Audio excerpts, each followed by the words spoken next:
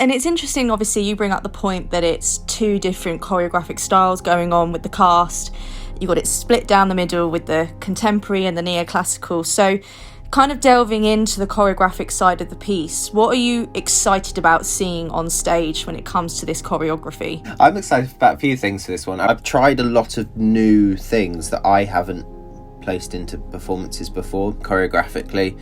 With Angels, for example, neoclassical is my comfort zone, perhaps, stylistically. Neoclassical, by definition, pushes the boundaries of what's possible within their classical techniques and their abilities to push themselves technically and physically as well, how far they can stretch, which is great. But, equally, I've toyed with a lot of things that I haven't done before, like big kind of corps de ballet structures where the corps de ballet frame the soloist in that moment or anything like that. I've not really done that before. We've had group sections, of course we have, but I've never kind of played with framing. And the reason I'm doing that is all the way back to the painting, because I wanted to frame the picture effectively. I wanted to keep referencing that. So that's why, for example, the humans around the edges at the start, because they frame the story. Everything in this piece is framed.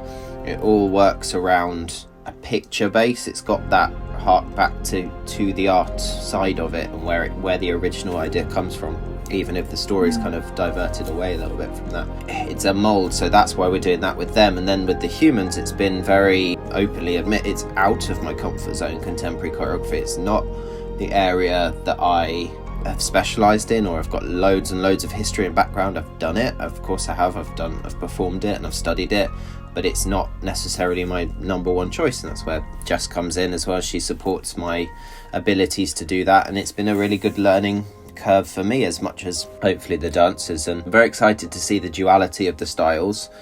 I'm hoping that through my personal choreographic style, there will be continuity and there'll be mergers. Yeah, it'll be very exciting. I'm hoping they'll complement each other nicely, and lots of exciting things to see, new things to see on stage. So maybe some of our previous MKDT audience members, it won't be the same. It will be something that they'll recognise as being new, rather than something that's being repeated. And that's what's really exciting, because it comes off the back of a adaptation of an original work that we did. So it's like it's gone from being something that's half new, because Romeo was half new. We'd had a production and then we added to it and tweaked it, and now this is this new entity in name as much as anything. No one knows it.